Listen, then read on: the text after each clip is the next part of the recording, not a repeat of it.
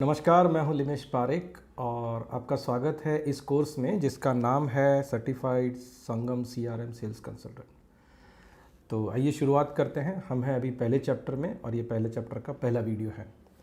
सबसे पहले आज का एजेंडा समझ लेते हैं। और ये कैसा है कि जो पूरा कोर्स होगा ना, ये वाला, that is not only useful for selling Sangam CRM but any CRM.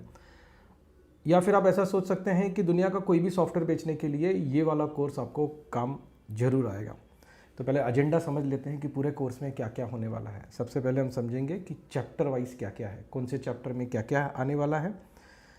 फिर हम ये भी समझते हैं कि सीआरएम का मार्केट किस तरह से है और उसमें एनजे का पोजीशन कैसा है, संगम सीआरएम का पोजीशन कैसा है। उसके बाद है ना, हम ये संगम सीआरएम का पूरा इकोसिस्टम समझते हैं कि पार्टनर का क्या रोल है, एनजे का क्या रोल है, कस्टमर्स का क्या रोल है और कंसल्टेंट लोग हैं उनका क्या रोल है, वगैरह वगैरह। शुरुआत करते हैं कि चैप्टर वाइज ब्रेकअप से, कितने चैप्टर्स हैं और हर चैप्टर में क्या क्या कवर किया गया। अब यहाँ पे ना मैं आपको एक बात शेयर करना चाहूँगा कि ये खाली ना देखने से या जानने से नहीं होगा, करने से होगा। तो प्लीज़ डू इट। जिस तरह से आप यहाँ पे जो जो चीज़ करेंगे, सीखेंगे, वो करते जाइए। प्रैक्टिस करने से ही परफेक्शन आएगा। खाली आपने कोर्स कर लिया तो नहीं होगा। और दूसरा एक बात समझने जैसा है कि ये जो है ना, ये हमने पिछले 14 साल में सीखा है कि सीआरएम कैसे बेचा जाता है।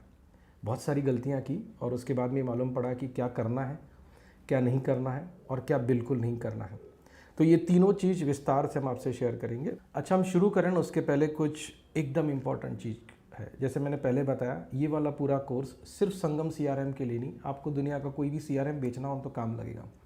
तो अगर आपका खुद का सीआरएम है या दूसरे किसी ब्रांड का सीआरएम बेच रहे हैं तो भी आपको ये वाला कोर्स काम आएगा, पक्का आएगा। दूसरा ये चीज़ समझने जैसा है कि ये सीआरएम बेचने वाला जो काम है ना, या सीआरएम में जो रिकरिंग रेवेन्यू का मॉडल बनाने का काम है, ये शॉर्ट टर्म गेम नहीं है। मतलब कि आपने फट से लोगों को व्हाट्सअप कर दिया और फट से लोगों ने पैसा भरा दिया और फट से आप पैसा कमा गए और फटाफट रेवेन्यू मॉडल बन गया, ऐसा नहीं होता है। ये थोड़ा सा लॉन्ग टर्म गेम है। और दूसरा ये मैं मान रहा हूँ कि क्योंकि आप ये कोर्स देख रहे हैं तो आप नए हैं सीआरएम बेचने की फील्ड में, तो थोड़ा सा वक्त दीजिए अपने आप को समझने के लिए कि क्या हो रहा है और फिर आइए। और ढंग से अगर ये प्रैक्टिस करेंगे और जैसे जैसा कोर्स में बताया हुआ है वैसा करेंगे तो डेफिनेटली ये होगा कि आगे आने वाले कुछ महीनों में या कुछ क्वार्टर्स में आपका एक है ना रिकरिंग रेवेन्यू मॉडल बन जाएगा। हमारा पर्पस ये है कि आपका भी एक रिकरिंग रेवेन्यू मॉडल बने, जिससे आपको ये खातरी हो कि भाई अच्छा हमारा पैसा रेगुलरली आता रहेगा।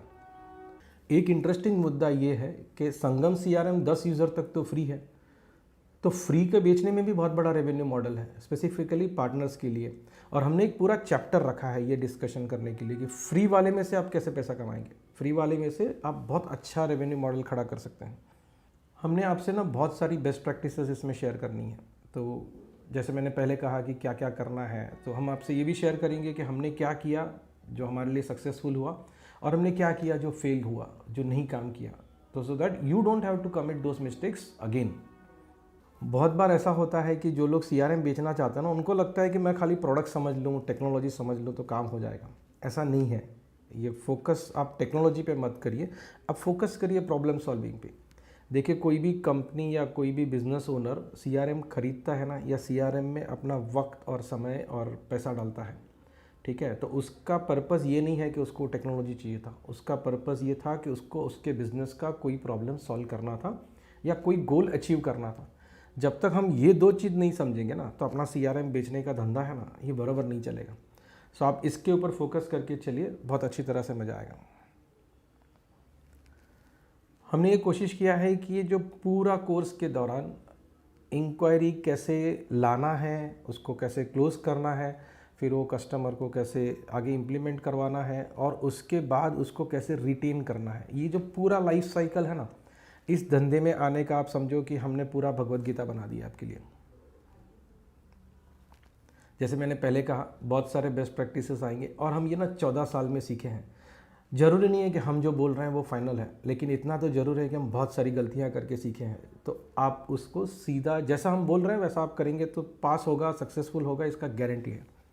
अच्छा, ये कोर्स करने से पहले आपको क्या करना चाहिए, या और कौन सा कोर्स है या क्या वो मटेरियल है जो आप पहले से समझ लेंगे तो आपको ज़्यादा फ़ायदा होगा। सबसे पहला अपना सर्टिफाइड संगम सीआरएम यूज़र वाला कोर्स है। अभी आप ये यूज़र वाला कोर्स करेंगे ना तो क्या होगा, आपको सीआरएम क्या है, वो कैसे चलता है, उसमें क्या क्या बेनिफिट्स है और कौन सा बिजनेस प्रोसेस उसमें रिजॉल्व होता है, ये सब आपको उसमें मालूम पड़ जाएगा। तो मेरा सजेशन है कि ये जो सर्टिफाइड संगम सीआरएम यूज़र वाला कोर्स है ये आप ज़रूर करिए। भले आप उसको यूज़ नहीं करने वाले हैं तो भी ये करना ज़रूरी है। वैसे एक ख़ास बात है, जो चीज़ आप बेच रहे हो ना वो यूज़ नहीं करते हो तो बेचने में कन्विक्शन नहीं आता है। ठीक है, तो ये तो ऐसा हो गया कि हलवाई की दुकान है लेकिन वो खाना खाने के लिए दूसरे किसी रेस्टोरेंट में या घर पे जाता है, तो जनता कैसे ट्रस्ट करेगा। ठीक है, तो अगर आप किसी को बोलेंगे कि सर आप सीआरएम ले लो, फिर सामने वाला पूछे कि तू यूज़ करता है और आप बोलो नहीं मैं नहीं यूज़ करता हूँ, तो वो नहीं चलेगा। तो आप तो यूज़ करोगे, ठीक है, और वो यूज़ करने के लिए भी ये वाला कोर्स आपको बहुत ज़्यादा बेनिफिट होगा। फिर दूसरा है ये सर्टिफाइड संगम सीआरएम एडमिनिस्ट्रेटर का कोर्स। अब ऐसा है कि हमने जो पूरा का पूरा सीआरएम बनाया ना, ये इस तरह से बनाया कि लो कोड नो कोड का कंसेप्ट इसमें लागू पड़ता है। तो आप सीआरएम के ऊपर जितना भी दिखता है या आप जो कुछ कर सकते हो उसमें से लगभग 98 to 99% चीज़ें ऐसी हैं जो आप स्क्रीन पे से उसको कॉन्फ़िगर कर सकते हो। कोड लिखने का कोई ज़रूरत नहीं है। ठीक है, जो you don't need to be a programmer.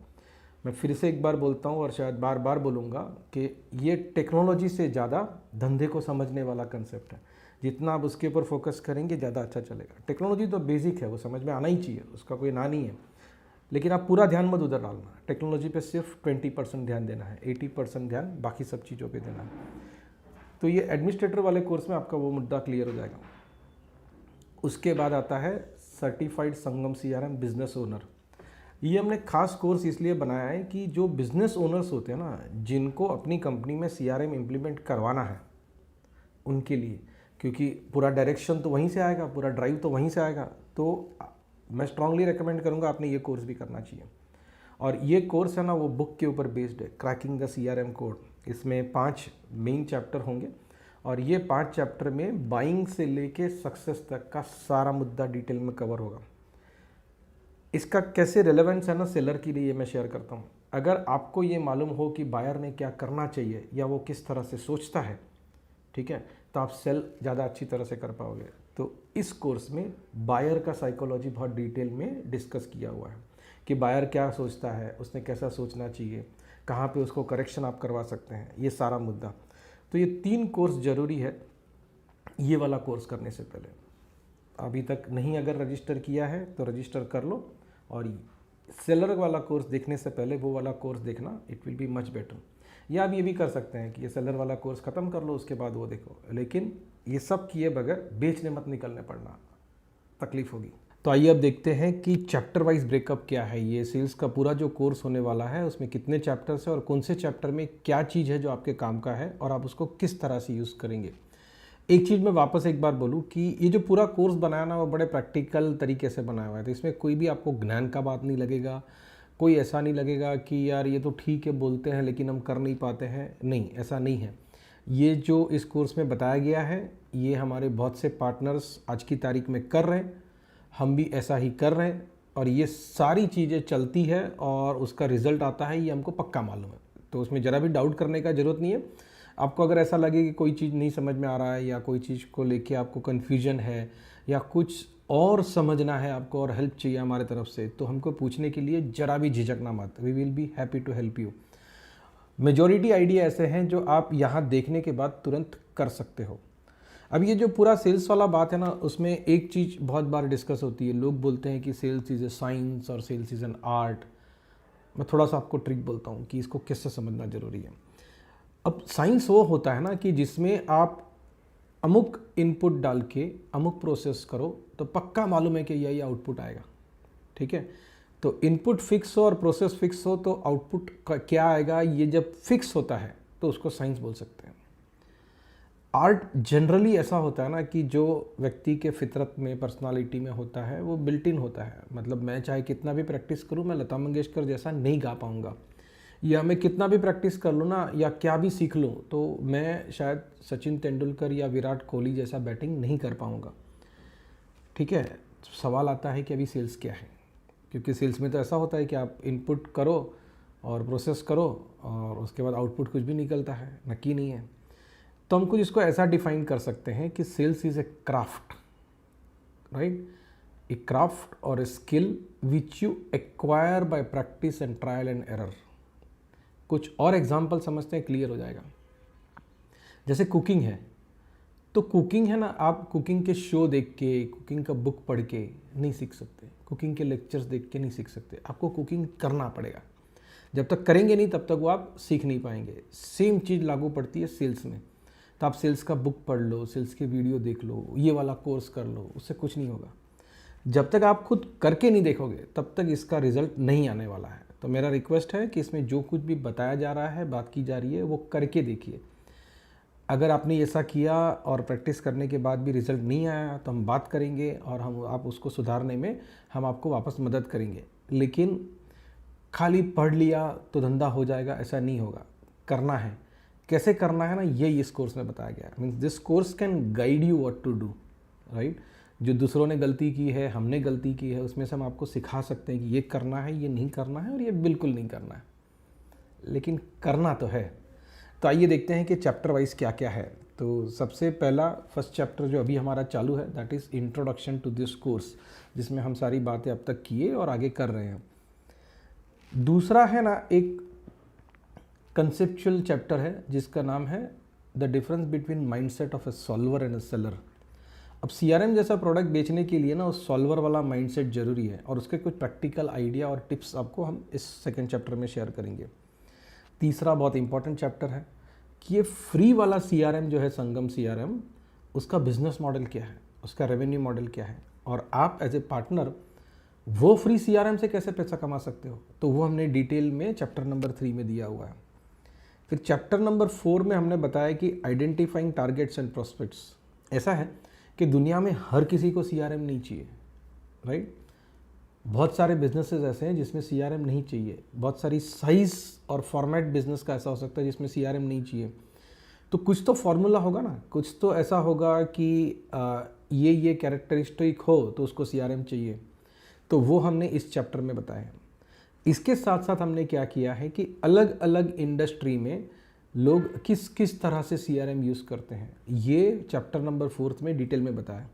अब इससे फ़ायदा क्या होगा, मान लीजिए कि आपको इस तरह से समझ में आया है कि जो लोग फाइनेंशियल इंडस्ट्री में हैं, मतलब इन्वेस्टमेंट, इंश्योरेंस, म्यूचुअल फंड का बिजनेस कर रहे हैं, या फिर जो लोग मैन्युफैक्चरिंग में हैं, वो लोग किस तरह से सीआरएम यूज़ कर रहे हैं, उनके क्या प्रॉब्लम्स है जो सॉल्व करने के लिए वो सीआरएम देख रहे हैं। तो जब भी आप ये वाला पोर्शन इसका सुनेंगे ना, तो आपको ये ख्याल आएगा कि अच्छा, आपके भी 25 कस्टमर हैं जो इस कैटेगरी में आते हैं।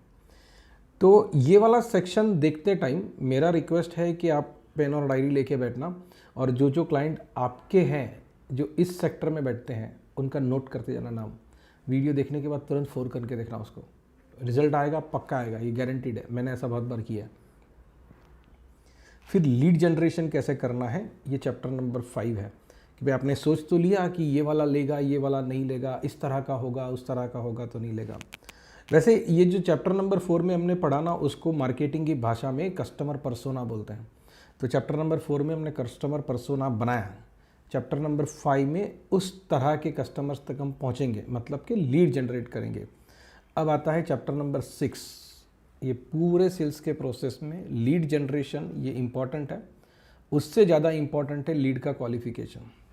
तो लीड क्वालिफिकेशन में क्या होता है कि आप ये डिसाइड करते हैं कि इसमें मेहनत करना है कि नहीं करना है। अब बहुत सारे अंग्रेजी में फॉर्मूला है इसके, बहुत सारा ज्ञान है उसके ऊपर।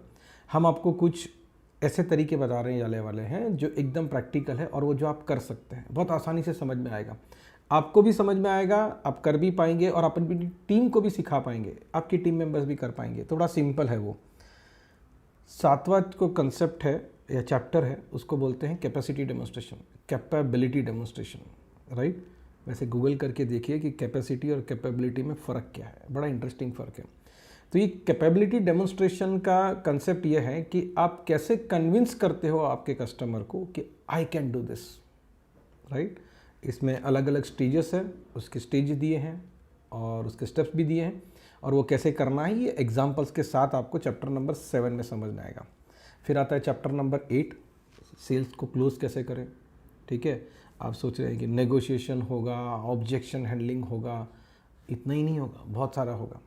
तो ये सारा चीज़ है ना, जो अलग अलग प्रकार के ऑब्जेक्शंस लोगों को आते हैं, ठीक है। एक लोगों का तकलीफ़ ये रहता है कि यार कस्टमर को कोटेशन भेजा तब से फ़ोन उठाना बंद कर दिया है, उस सिनेरियो में क्या करना है, ये सारे जो कंसेप्ट है उसमें एक्सप्लेन किए गए। तो आप देखिए तो क्लियर हो जाएगा कि चैप्टर नंबर 8 में एक्चुअली होता क्या है, क्लोजिंग कैसे करते हैं और अच्छे भाव में कैसे क्लोजिंग करते हैं। चैप्टर नंबर 9 है ना, फॉलोअप है।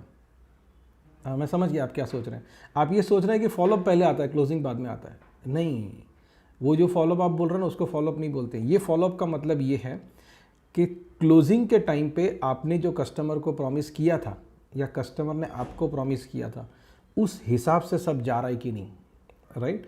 फॉर एग्जांपल आपने बोला था कि CRM इम्प्लीमेंटेशन होगा, तो इम्प्लीमेंटेशन का साइकिल आप वैसे ही चला रहे हैं कि गड़बड़ हो रहा है।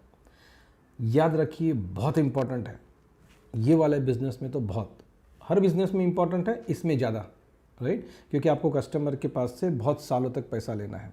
फिर चैप्टर नंबर 10 है कस्टमर रिटेंशन। जैसे मैंने कहा ना, बहुत साल तक पैसा लेना है। तो if you want to bring in the revenue year after year after year, आप चाहते हैं कि एक कस्टमर आए ना तो आपको 7, 8, 10 साल तक पैसा दे, तो फिर उसका लाइफ टाइम वैल्यू, जिसको LTV बोलते हैं ना, वो बढ़ जाएगा। अब ये बढ़ाने के लिए आप क्या करेंगे, तो हमने कुछ फार्मूला किए हैं, कुछ प्रोसेसर सेट किए हैं जो हम NJ में करते हैं। और तभी ये है कि अगर आप पूरी SaaS इंडस्ट्री का देखो ना, तो हमारा बहुत फैंटास्टिक रिटेंशन रेशियो है। कस्टमर एक बार आता है तो बहुत लंबे टाइम तक हमारे साथ रहते हैं। तो ये हमने कैसे किया है, ये जो सीक्रेट है या फिर ये जो तरीका है, वैसे सीक्रेट कुछ नहीं है, नॉर्मल प्रोसेस है। तकलीफ ये है कि लोग करते नहीं हैं, राइट। तो ये तरीका उसमें शेयर किया गया है कि चैप्टर नंबर 10 में क्या क्या होगा, कस्टमर रिटेंशन करने के लिए क्या क्या करेंगे। अब समझते हैं कि CRM का मार्केट कितना बड़ा है और उसमें NJ का पोजीशन कैसा है। तो मुद्दा ये है कि बहुत बड़ा मार्केट है, संगम CRM एस्टैब्लिश प्रोडक्ट है और NJ एक ट्रस्टेबल ब्रांड है। आइए देखते हैं कैसे। तो सबसे पहले ये समझो कि CRM जो है ना, इंडिया में हो या इंडिया के बाहर कहीं भी हो, ये भले ऐसा है कि 20-20 साल से 25-25 साल से लोग CRM बेच रहे हैं और लोग खरीद रहे हैं, लेकिन जो मास एडॉप्शन है ना, पिछले कुछ साल में शुरू हुआ है। आप बोलेंगे कि बहुत सारी कंपनियां CRM बेचती है, there is lot of competition in market, लेकिन फिर भी जितने पोटेंशियल बायर है, जितना टोटल एड्रेसेबल मार्केट है, उसके हिसाब से सेलर्स बहुत कम है और ढंग से काम करने वाले तो और भी कम है। रिपीट, ढंग से काम करने वाले बहुत कम है। तो जिसको हम लोग ये सनराइज़ इंडस्ट्री बोलते हैं ना, कि अभी तो शुरू हुआ है। तो मतलब ये वीडियो मैं रिकॉर्ड कर रहा हूँ 2023 में, और मैं दावे से बोलता हूँ कि 2035 तक CRM का कंसेप्ट चलेगा, बहुत पक्का चलेगा। उसके बाद इसका रूप बदलेगा, लेकिन कंसेप्ट तो रहेगा ही। जैसे इंडिया की बात की जाए तो there is 1.1 crore registered SMEs in India. 1.1 crore मतलब 11 मिलियन हुआ। आप इसमें से सोचो कि कितने लोगों के पास CRM है। 98%, 99% के पास नहीं है। अगर हम ये भी सोचें कि भाई 50% लोग तो ऐसे हैं जिनको नहीं चाहिए, तो भी 50 लाख कंपनी है सिर्फ इंडिया में जिसको CRM चाहिए। तो लेंगे ना कहीं से, राइट। तो वो लोग लेंगे तो आप सही लेंगे। दूसरा मुद्दा ये है कि संगम CRM ये एस्टैब्लिश प्रोडक्ट है। सो जैसे मैं ये अभी बात कर रहा हूँ, तभी we have around 450 customers. 450 customers के लगभग 8000 जितने यूज़र्स रोज़ हमारे CRM में लॉगिन करते हैं, वेब पे, मोबाइल पे, सब जगह पे। मतलब इतने सारे लोगों का धंधा अगर संगम CRM से चल रहा है, मतलब कि Sangam CRM is an establish brand, trustable चीज़ है, आपको चिंता करने का ज़रूरत नहीं है। We can very easily say that this is an Indian CRM for global market. ये मल्टीलिंगुअल और वो सब सपोर्ट करता है जो आप एडमिन वाले कोर्स में डिटेल में देख चुके होंगे, नहीं देखा है तो देख लेना। हम ये 2009 से कर रहे हैं, तभी तो मैं 14 साल की बात कर रहा हूँ। तो 2009 से कर रहे हैं, मतलब कि we understand and know the product, the market, the pain of customer, the goals of customers, और किस तरह से पिछले 14 साल में मार्केट चेंज हुआ है, ये हमको बहुत अच्छी तरह से समझ में आया है। तो वही हम आपको शेयर करना चाहते हैं। मैंने जो आंकड़ा बोला ये अभी का है, आई एम स्पीकिंग ऑन 1 फरवरी। ये स्प्रेडशीट में, प्रेजेंटेशन में जो दिख रहा है वो दिसंबर का है। उसके बाद कुछ बड़े बड़े क्लाइंट्स आए हैं तो यूज़र्स बढ़ गए हैं। अब ना संगम CRM का इकोसिस्टम समझते हैं। तो शुरुआत से ही, जब से NJ शुरू हुआ है, we have been a proper channel company. और ये चैनल कंपनी का मतलब क्या है ये हम आगे भी डिस्कस करेंगे। तो खास इस यहाँ पर हमको ये समझना है कि पार्टनर्स के लिए क्या है और पार्टनर इसमें कैसे जुड़ते हैं। तो सबसे पहला तो अपना संगम CRM का फ्री वर्जन है, 10 यूज़र तक फ्री है, पूरा का पूरा फ्री है, राइट। आपने अगर अभी तक नहीं समझा है तो sangamcrm.com खोल के उसके जो होम पेज के ऊपर है ना, दोनों वर्जन में, फ्री वाले और पेड वाले में कंपैरिजन लिखा हुआ है। ये एकदम शांति से आधा घंटा निकाल के स्टडी कर लीजिए। ये अगर आप नहीं स्टडी करेंगे तो आप कस्टमर को बताएंगे कैसे कॉन्फिडेंटली कि क्या है फ्री में और क्या नहीं है, राइट। क्या नहीं है ऐसा कुछ है ही नहीं, सब कुछ है फ्री में, लेकिन ये आपको बहुत अच्छी तरह से मालूम होना चाहिए, तभी आप कस्टमर को बता पाएंगे। तो एक आपके लिए बेनिफिट ये है या बिज़नेस अपॉर्चुनिटी ये है कि फ्री CRM को आप प्रमोट करिए और उसके ऊपर सर्विसेज का आप चार्ज कर सकते हैं। और जैसे मैंने पहले बताया, सर्विसेज के लिए लोग पैसा देते हैं, राइट। खाली ये है कि फ्री वाले चीज़ में से पैसा कैसे मांगना है ना, इसका तरीका अलग है। इसके बाद वाले मतलब 3rd चैप्टर में हम लोग ये समझेंगे कि फ्री वाले CRM का धंधा कैसे कर सकते हैं, उसमें से पैसा कैसा मिल सकता है। फिर संगम CRM का पेड वर्जन है। तो पेड वर्जन है तो आप ऐसा समझो कि व्हेन यू आर सेलिंग या जब भी आप फ्री वाला प्रमोट कर रहे हो, वो है ना तैयारी था ये पेड वाले में आने का, ठीक है। जैसे एक बहुत फेमस डायलॉग है कि हर कोशिश कामयाबी के लिए नहीं होती, कुछ कोशिशें तैयारी के लिए होती है।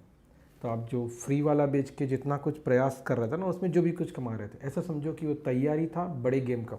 बड़ा गेम ये है, बड़े क्लाइंट्स में से ही बड़ा प्रॉफिट आता है, छोटे क्लाइंट में से छोटा प्रॉफिट आएगा। लेकिन छोटे क्लाइंट में से जो छोटा प्रॉफिट आता है ना, वो भी मैं दावे से बोल रहा हूँ कि आपके अभी के बिजनेस से ज़्यादा है, पक्का ज़्यादा है। हमने वो इकोसिस्टम ही इस तरह से बनाया है। ये संगम CRM का जो रीसेलर प्रोग्राम है ना, जिसमें आप जब भी लाइसेंस बेचते हैं या सब्सक्रिप्शन बेचते हैं तो उसमें भी मार्जिन होता है, और इम्प्लीमेंटेशन करते हैं उसमें बहुत बड़ा मार्जिन होता है। तो you can explore that also. और जैसे ऊपर वाले में था, मतलब फ्री वाले में था, सेम चीज़ इसमें भी लागू पड़ेगा कि फ्री बेचने के बाद या पेड बेचने के बाद आपका एक है ना रिकरिंग रेवेन्यू का मॉडल बनेगा, जो सबसे बड़ा इंपॉर्टेंट है। और एक चीज़ ये है कि बहुत सारे पार्टनर्स को कैसा करना है कि भाई हम खाली बेच देंगे, हम इम्प्लीमेंटेशन नहीं करना चाहते, वैसा भी हो सकता है। कुछ पार्टनर्स ऐसे हैं जो बेचेंगे भी, इम्प्लीमेंट भी करेंगे, तो वो भी पॉसिबिलिटी है। अच्छा, कुछ लोगों का ऐसा प्लान है कि हम खाली रेफरेंस दे देंगे, बाकी का कुछ और कोई और करेगा, तो आप ये तरीके से भी काम कर सकते हैं। तो जो रेफरल पार्टनर्स है, जो खाली रेफरेंस देते हैं, एक वो हो गए, और एक फुल सर्विस पार्टनर हो गए जो सब कुछ करने वाले हैं। तो आपको कौन सा रोल प्ले करना है, या आप अपनी स्ट्रेंथ के हिसाब से सोच सकते हैं। इसमें ना स्ट्रेंथ के ऊपर ज़्यादा फोकस करना, लालच के ऊपर मत करना, नहीं तो फिर आप फंस जाओगे और फिर आप बोलोगे कि मैंने बताया नहीं। तो मैंने तो आपको बता दिया कि फोकस ऑन योर स्ट्रेंथ, आप किस चीज़ के ऊपर ज़्यादा ताकत लगा सकते हो। अगले वीडियो में मिलेंगे जहाँ पर हम लोग डिस्कस करेंगे mindset of A solver and not seller. जैसे मैंने पहले कहा था, ये इम्पोर्टेंट होने वाला है कि हम लोग माइंडसेट बना लें कि आगे जाना कैसे है, और बिना माइंडसेट बनाए हम वहाँ पहुँच नहीं पाएंगे जहाँ हम पहुँचना चाहते हैं। तो see you in next video. Thank you very much for watching this. और आपको ये कैसा लग रहा है, क्या है, ये जो नीचे कमेंट सेक्शन है ना, जहाँ पे आप डिस्कशन कर सकते हैं, वहाँ लिखिए आपको क्या अच्छा लगा, क्या नहीं लगा, और क्या जानकारी लेना चाहिए था। तो हम उधर आपको और इन्फॉर्मेशन प्रोवाइड करेंगे। ज़रूरत पड़ा तो इसी वीडियो का सेकंड पार्ट भी हम बनाएंगे। Thank you very much once again. Thank you.